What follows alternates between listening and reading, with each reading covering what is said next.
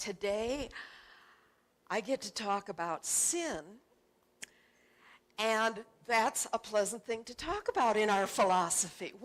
Who knew? It's not, we're going to talk about sin. It's, sin. We can handle that concept. And Missing the Mark is my title because the original root of the word sin goes back to an old French archery term for missing the mark. Okay? It's not, I'm a terrible person, I missed the mark. An archer doesn't go into guilt and shame unless he's got really terrible self-esteem, right? An archer misses the mark and says, oh, I better focus a little more. I better pay more attention. I better practice. I better do better next time. That's how we approach the idea of sin in our philosophy. Because of course we wander off track. Of course we make mistakes. Ernest Holmes, founder of Science of Mind, religious science, tells us, and I do need the glasses,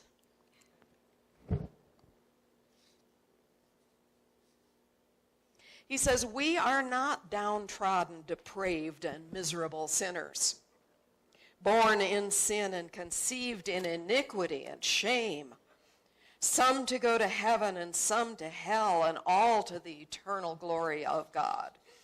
This is a lie. It always was and always will be. But as long as we believe in a lie, it seems to be present within us. So as long as any of that old idea is lingering, we'll get signs of it showing up in our experience, because that's how it works. What we believe and think shows up in our experience to mirror back to us, oh, this is what you really believe. So that's our process. We make a mistake. We say, that's off track. How can I correct that? How can I think more clearly about this? How can I get more in alignment with the truth of who I am so that that's what expresses from me? Interesting experience last week. I got to speak and then facilitate a workshop at the Yuma Center for Spiritual Living on my way home from a weekend class on the coast. And one of the perks of that was I got to stay overnight at the home of one of their board members and her husband. Beautiful people, beautiful home. So Saturday evening, we're sitting in their living room, and the board member, who is the wife of this couple, says, okay, you're a minister, or almost a minister. Can you do me a big favor? She says, can you explain the science of mind to my husband? And by the way, he's a devout Catholic. Okay. I'll pat myself on the back that I didn't go to, oh crap, what do I say? I went to, yeah, I can do that. I'd already engaged with this guy and discovered we had a good, clear, intelligent human being. This was going to be interesting and a pleasure, and it was. We had a great conversation. And of course, at some point within that conversation, he went to, but what about sin? Right? And I went to missing the mark. I went to sin is a mistake, and we can correct it, and we can do better next time. And he went to, well, what about afterlife? What about heaven and hell? And I said, well, I know there's an afterlife because I know life doesn't end, but I don't know what it looks like because I haven't been there yet. And I do know that any heaven and hell we make within ourselves in our own feelings and thoughts and beliefs about ourselves. Our heaven and hell in operation right here, right now. That may continue after death, but right now which are we in, heaven or hell?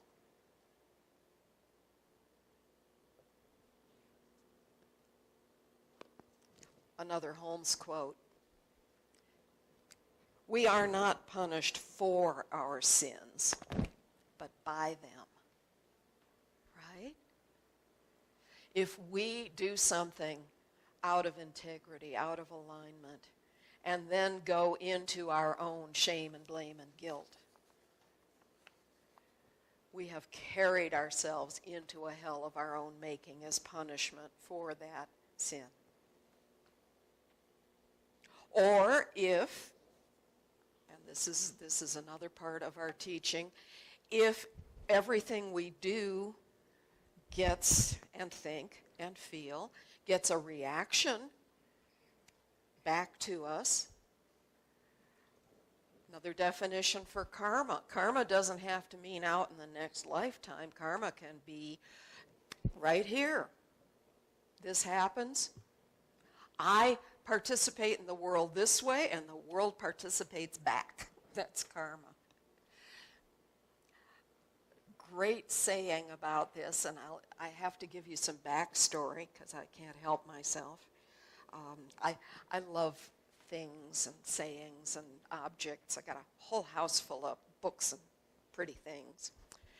I also have a mental inventory of things I don't own that I shoulda, woulda, coulda. Saw it and didn't buy it.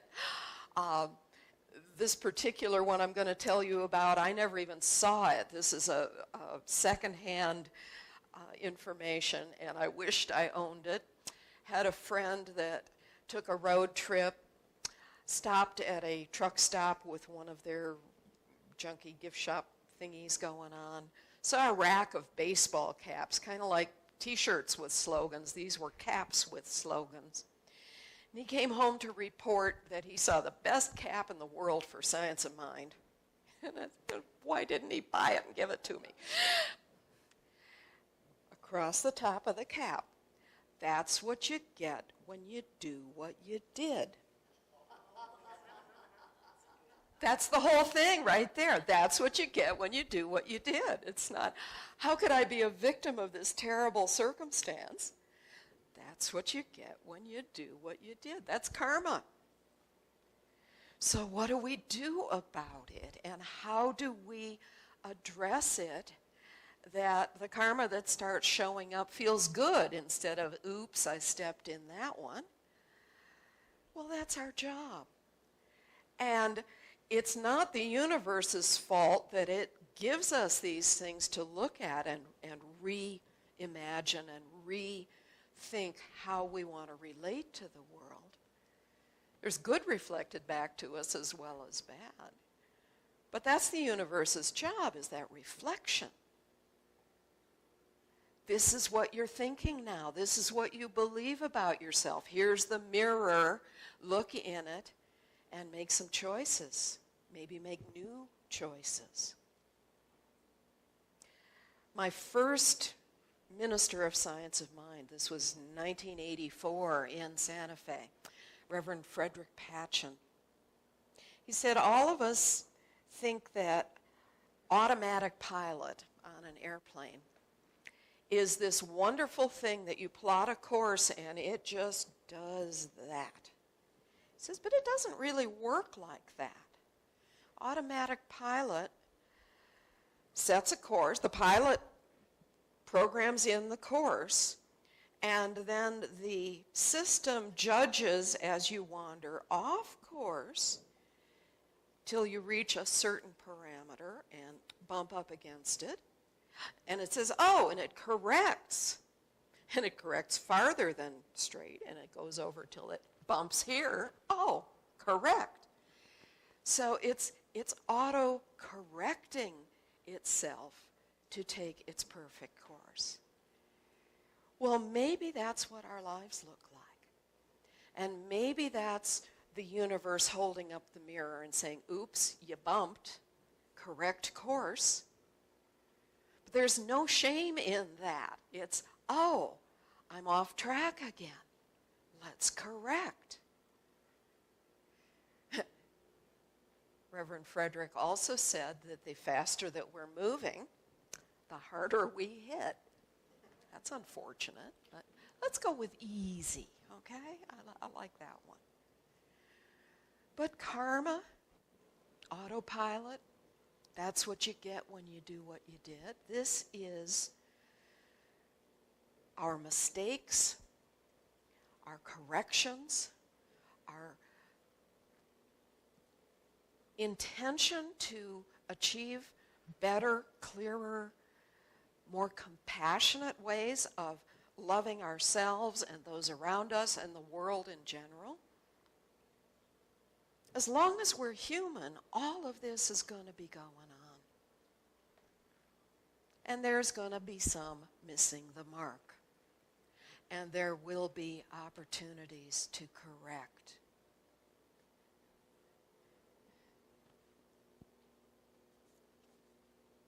By the way, the upshot of my conversation in Yuma, as we were winding it down and saying, okay, I think I've given you the basics here.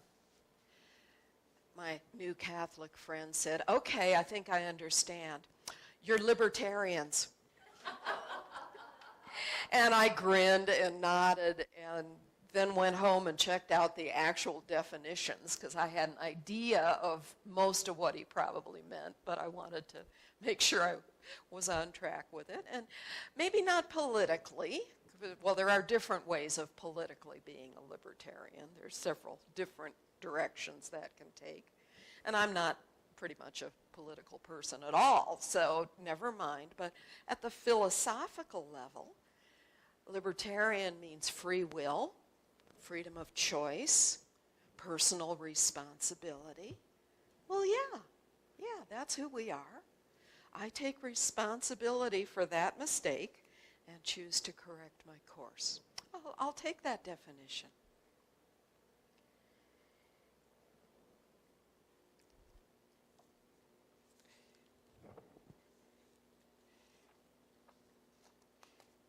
Let's figure out where I am here. It's damp enough, the pages are sticking together.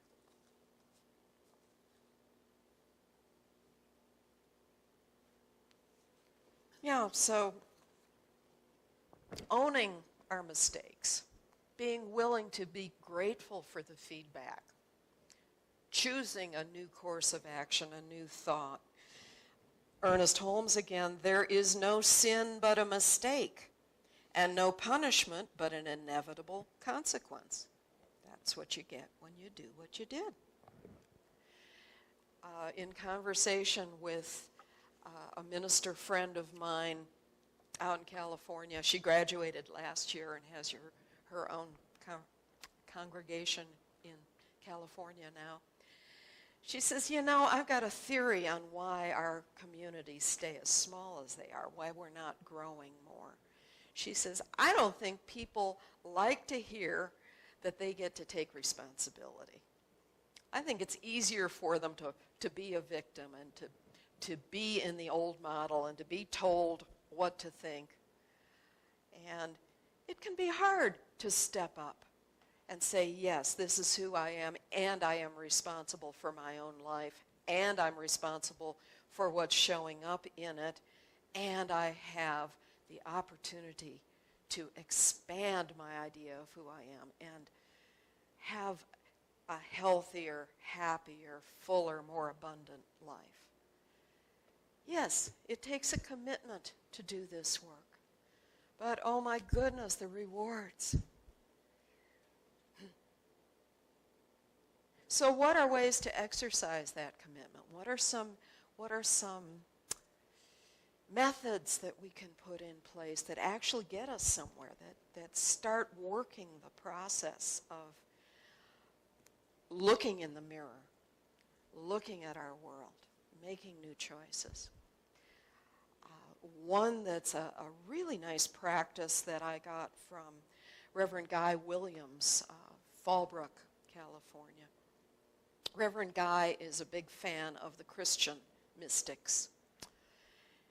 And he does a lot with older Christian ways of worshiping and celebrating and meditating. And he borrowed this one from St. Ignatius Loyola, who is, I believe he's founder of the Jesuit order. But Loyola, in turn, got it from an older practice that goes all the way back to the Stoics in ancient Greece. And he called it the examen, M-E-N, not M-I-N-E, but it comes from the same Latin root as to examine, so I don't guess it matters how you spell it. This is a meditation practice for the end of the day, for bedtime. And in the examen, what St. Ignatius tells us to do is to go into prayer, to go into meditation, and then take an inventory of the day that we have just lived through. What happened? What didn't happen? What worked? What didn't work? How did I show up? How did I participate in the events of my day? And once we've taken that inventory, and once again, we don't need shame and blame and guilt. Just, oh, that was great. Oh, that didn't work so well. After we've cleared the deck of today, we set our intention for tomorrow. How do I want to show up tomorrow? How can I be more conscious, more kind, more on purpose, more loving? And this can be a really quick and simple practice. Just in your head, it can get big and long. You can journal like mad if you want to, little or big. But I invite you to just maybe try that this week. Set that in place as this week, every evening at bedtime, I'm going to do my own examen. And if you find it benefits you, perhaps extend it past the week. Perhaps turn it into a regular practice. And see what unfolds from there. See what you learn about yourself. And see if you can practice being kinder to yourself in the process. It's a good one. It's a really good one to get on track with claiming your place in your own life.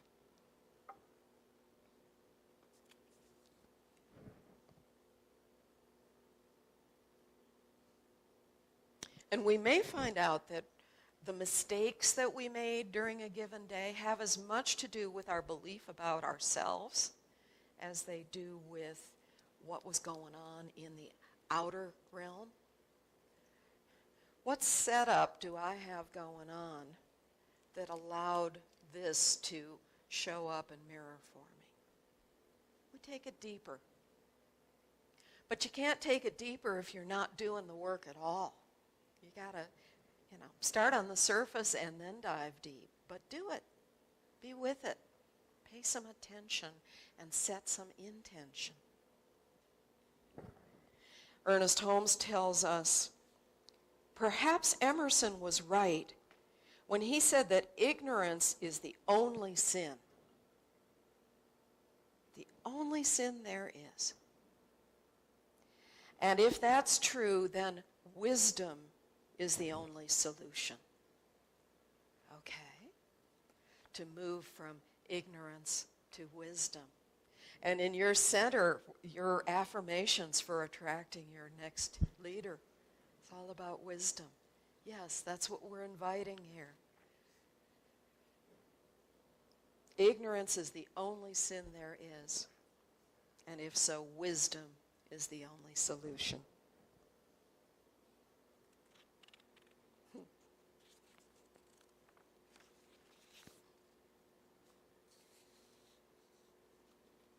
And another much longer quote from Holmes.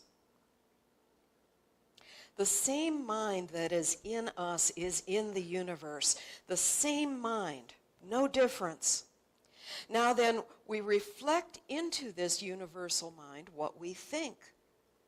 Practically, the whole human race is hypnotized because it thinks what somebody else told it to think. It thinks from its physical environment. It says, I see sin, sickness, death, misery, unhappiness. I see calamity. And so it is giving to the creative, receptive, impersonal, eternal mind a concept. It is giving it a law. Do you know what law means? It does not care if it slays you. If people would wake up and realize that law is law, and not think they can say twiddle-diddle-dee and change law. You cannot change law, but you can change what you think.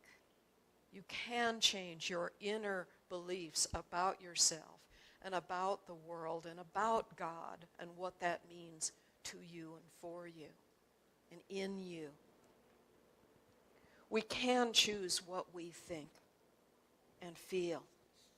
And we can speak that new belief into the law and see what happens.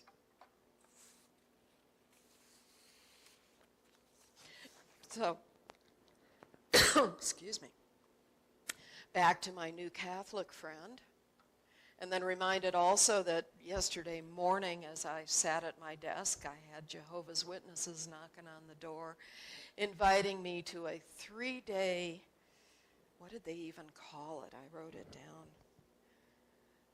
They called it a 3-day conference, and its subject was endurance. Well, no thanks. I don't want to endure. I want to experience. I want to enjoy. I want to participate. But it's also really fun that I didn't need to argue with either one of them. I didn't need to be right in the face of someone who already knows they're right. That's okay. And that's a lesson we need to learn too. We need to pay attention to each person is on their own path at their own level of understanding, none higher or lower, some seeking something better and different, but some perfectly happy with where they are. And another beautiful quote from Holmes addressing that. He says, Jesus was wise in the ways of the world as well as in heavenly wisdom, and he counseled his followers against attempting to help people when they wished no help. He said, and when ye come into a house, salute it. And if the house be worthy, let your peace come upon it. But if it be not worthy, let your peace return to you. End quote. This is a lesson which sincere students of truth often discover to their great chagrin. People do not always receive their message. And when this happens, there should be no controversy, no argument, no sense of disturbance, but abiding in the conviction of the ultimate acceptance of truth by all, they should let their peace return unto themselves and go calmly on their way, undisturbed, unprejudiced, non-combative, but certain of themselves, certain of the truth upon which they stand. I like that. Yes, let's be certain of the truth upon which we stand. Let's listen to that truth as it speaks for us.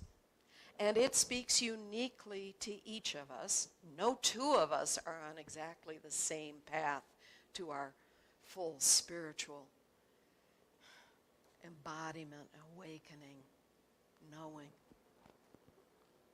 But we are all training ourselves to do this and to be this. That's what this philosophy is about. That's what our work is here. And our training into fewer mistakes, fewer missings of the mark, but into greater peace, greater joy, greater willingness to be the magnificent beings that we are. Yes, please. And so it is. Shall we move into treatment?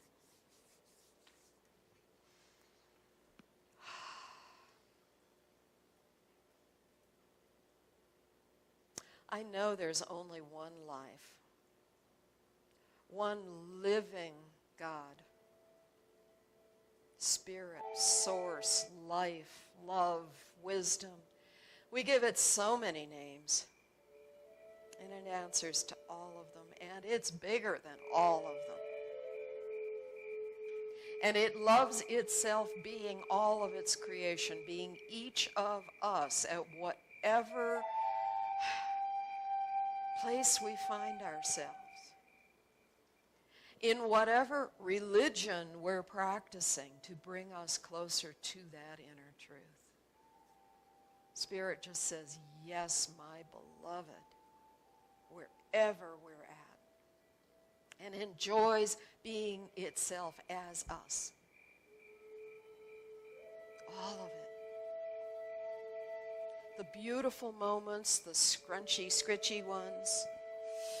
God loves itself right where it is, and it is right here, living itself as me, living itself as each individual in this room, living itself as every person that we hold in our hearts and prayers and thoughts and feelings. And because I know that's true, I know that our human experience of missing the mark is simply a gentle and clear opportunity to rearrange things, to make a new choice, to think a clearer thought, to pay more attention, to set a bigger intention. And Spirit participates absolutely with us in that as well. We are blessed on our way. We are loved. We are nurtured. We are supported and sustained by this infinite love wisdom that wants our highest good and freely gives it to us as we open, as we ask, as we receive. This is our good in motion. This is our life. No exceptions. All the time. God being itself as us. God loving us right where we are. God saying, yes, my beloved. God lifting us to a higher and clearer and more joyful awareness of what it means to be, to live, to love, and to be grateful. And so, yes, it is in gratitude that I feel what it feels like to own this, to claim it, to agree with it, to embody it, to step into a bigger living of my life.